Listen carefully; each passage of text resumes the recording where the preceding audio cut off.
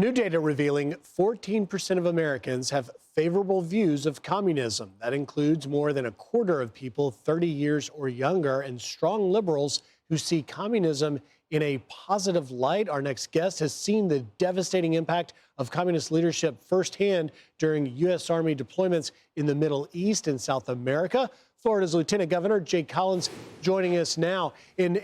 Lieutenant Governor, thank you for being here. It's worth noting for our viewers, you are a highly decorated Special Forces Army combat veteran. You've seen this up close and personal.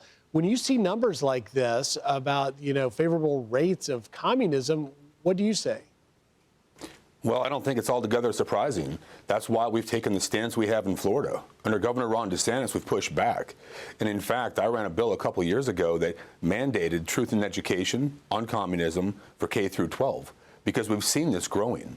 They have taken over the education system, they being the far left, and they've started to indoctrinate our children. That's what happens. Doesn't surprise me at all. It's unfortunate. It always happens this way. Are you concerned, Lieutenant Governor, that many of the voters, particularly those that may be younger, 30 and younger here in New York City, are about to elect a self-avowed socialist in Zohran Mamdani? Yeah, it's heartbreaking. Of all the cities in our nation, why the city that never sleeps, New York City? It's heartbreaking to see that we're going to have to learn this lesson firsthand, but altogether surprising, certainly not. Heartbreaking, absolutely. You're going to see an exodus come into Florida because of this. People with wealth, people with opportunity are going to leave one more time. And I guess the last thing you can say about that is don't New York or Florida.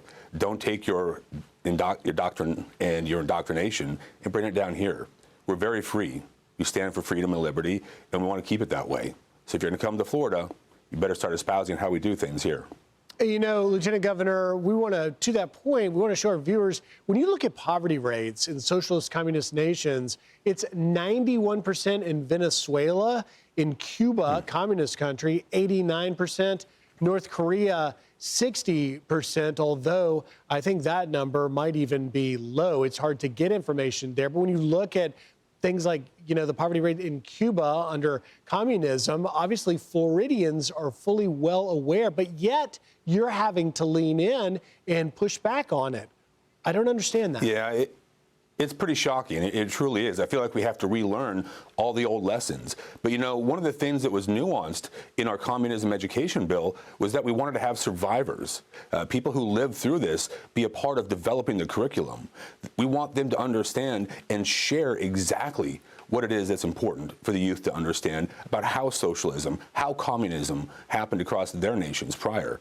These are survivors of communism in Cuba, in Venezuela, in China, other nations that were there. And, frankly, they just want to push back because they came to America to live in freedom and, live and love what we have.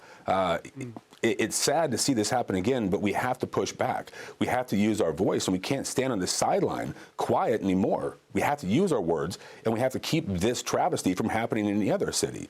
We can still make a difference in New York City. Mamdani does not have to happen. Well, it looks like it may, actually. We are watching that, but we give kudos to you, Lieutenant Governor, for pushing back and your leadership. You talk about using your voice.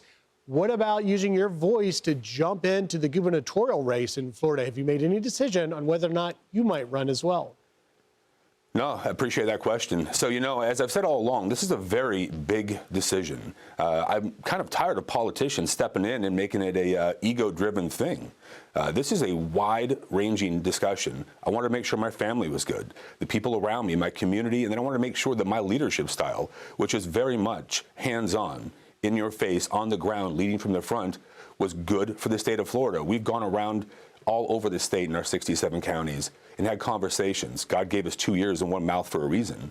And I wanted to see what was working, what wasn't working. But here's what I found out. And it's very simple. People want leadership. If you're going to be the man after Governor DeSantis, you better be able to put points on the board. They don't want people who just talk and talk on Fox News. They want people who walk and do things.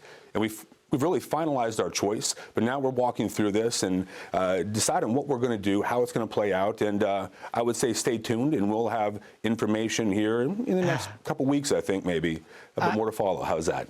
That I take that as that's not a no. That's a open door for a possible run. Lieutenant Governor Jay Collins, thank you for joining us and speaking out against socialism and communism. And if you decide to make that announcement in a few weeks, please come back here. We'll give you a platform to do so.